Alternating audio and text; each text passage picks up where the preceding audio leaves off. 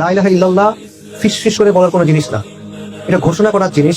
লা ইলাহা ইল্লাল্লাহ হলো ওই জিনিস যেটা শাসকদের সিংহাসন চূর্ণ বিচূর্ণ করে দিছে, যেটা সাম্রাজ্য ধ্বংস করে দিছে, নতুন সাম্রাজ্য তৈরি করছে, যেটা সভ্যতা মুছে দিছে, নতুন সভ্যতা তৈরি করছে, যেটা ইতিহাসের পাক পরিবর্তন করে দিছে।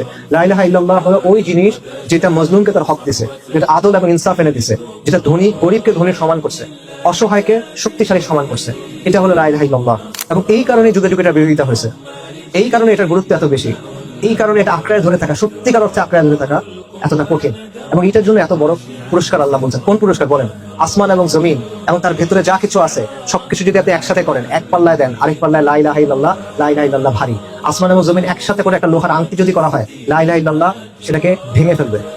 99টা আমল নামা দিগন্ত বিস্তৃত, এক পাল্লায়, আরেক পাল্লায় শুধুমাত্র আশহাদু আল্লা ইলাহা ইল্লাল্লাহ ওয়া আশহাদু আন্না মুহাম্মাদুর রাসূলুল্লাহ, এটা ভারী হবে। এই জন্য এত পুরস্কার এটার জন্য। আর কারো কর্তৃত্ব নাই, আর কারো রাজত্ব নাই, আর কারো সার্বভৌমত্ব নাই, আর কারো মুলকিয়াত নাই, আর কারো কথা চলে না, আর কারো কথা মানার কিছু নাই।